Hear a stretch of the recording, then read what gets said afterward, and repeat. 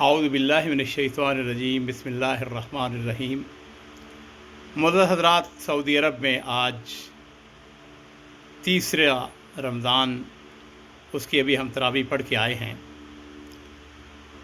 نبی کریم صلی اللہ علیہ وسلم کے بڑے مشہور صحابی حضرت ابو ہریرہ رضی اللہ تعالی عنہ اس حدیث کے راوی ہیں۔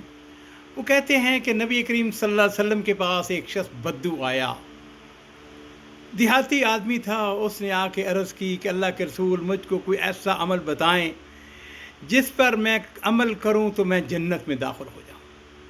دیکھیے، میری اور آپ کی سب سے زیادہ جو کوشش ہے، جس کے لیے ہم جد و جہد کر رہے ہیں، وہ کیا ہے کہ ہم جنت میں داخل ہو جائیں۔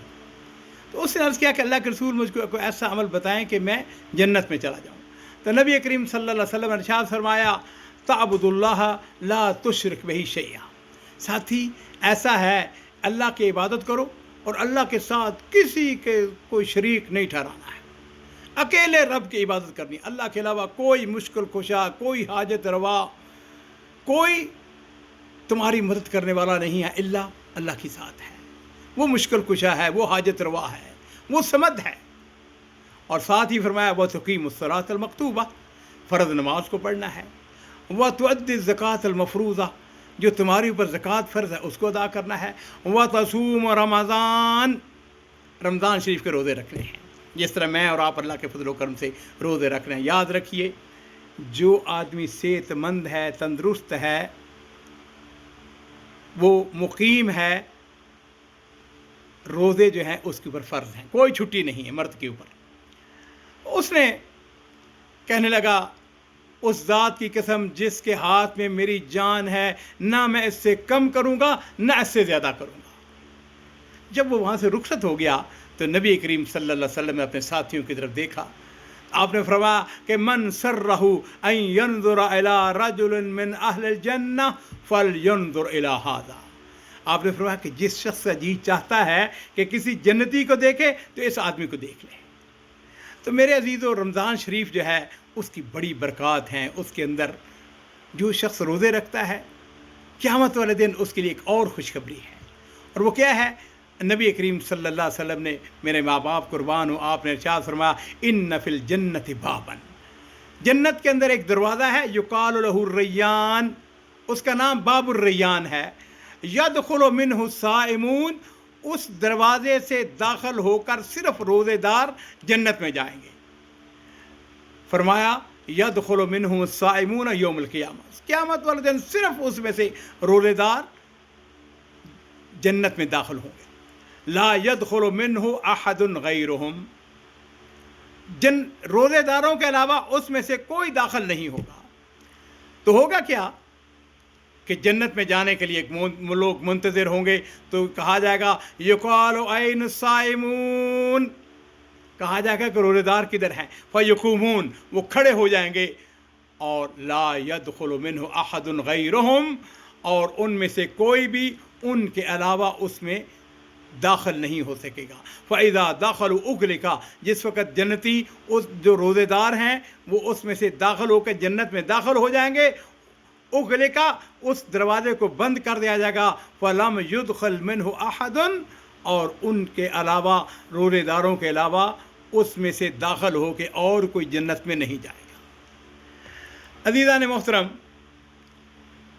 جنت جو ہے روزے داروں کے لیے بنائی گئی ہے۔ جنت جو ہے اس کے لیے اللہ تعالیٰ نے ایک خاص طریقہ مقرر کیا ہے۔ بخاری شریف اور مسلم شریف کی حدیث ہے کہ حضرت ابو ہریرہ رضی اللہ تعالیٰ عنہ اس حدیث کے راوی ہیں۔ وہ کہتے ہیں کہ جو شخص اللہ کے راستے میں جوڑا، یعنی ایک چیز نہیں بلکہ دو چیزیں، ایک چیز خرچ کی پھر دوسری خرچ کرتا ہے، پے در پے خرچ کرتا ہے، اسے جنت کے دروازوں سے پکار کر کہا جائے گا، اے اللہ کے بندے، یہ دروازہ تمہارے لیے بہتر ہے۔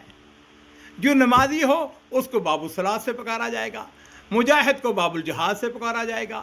وَمَنْ كَانَ مِنْ أَهْلِ الصِّيَامِ دُعِيَ مِنْ باب الریان، اور جو روزے دار ہیں ان کو باب الریان سے پکارا جائے گا۔ وَمَنْ كَانَ مِنْ أَهْلِ الصَّدْقَةِ دُعِيَ مِنْ باب الصَّدَقَةِ، جو زیادہ صدقہ خیرات کرتے ہیں ان کو باب الصدقہ سے پکارا جائے گا۔ حضرت ابو بکر صدیق رضی اللہ تعالیٰ عنہ وہاں پہ بیٹھے ہوئے تھے. وہ کہتے ہیں کہ میرے ماں باپ قربان ہو. نبی کریم صلی اللہ علیہ وسلم کی طرف اشارہ کر کے کہتے ہیں کہ اللہ کے رسول میرے ماں باپ آپ پر قربان ہوں. جس کوئی شخص ایسا بھی ہوگا جس شخص کو تمام دروازوں سے بلایا جائے گا, تمام دروازے اس کو پکار پکار کے کہوں گے کہ بھائی ہم سے گزر کے جنت میں سے جاؤ, تو نبی کریم صلی اللہ علیہ وسلم نے اپنے سر مبارک کو اٹھایا, آپ نے ارشاد فرمایا نعم وارجو ان تکون منہم. آپ نے فرمایا کہ میں اللہ سے امید کرتا ہوں کہ تو انہی میں سے ہوگا. عزیزان محترم, یہ رمضان کا مہینہ ہے.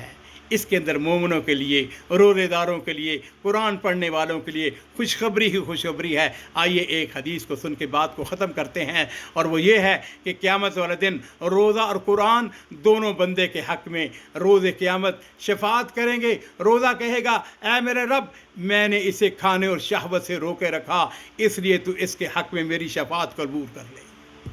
اور قرآن کا کہے گا, قرآن کہے گا میں نے اسے رات کو سونے سے روکے رکھا, لہذا اللہ تو اس کے حق میں میری شفاعت کو قبول فرما.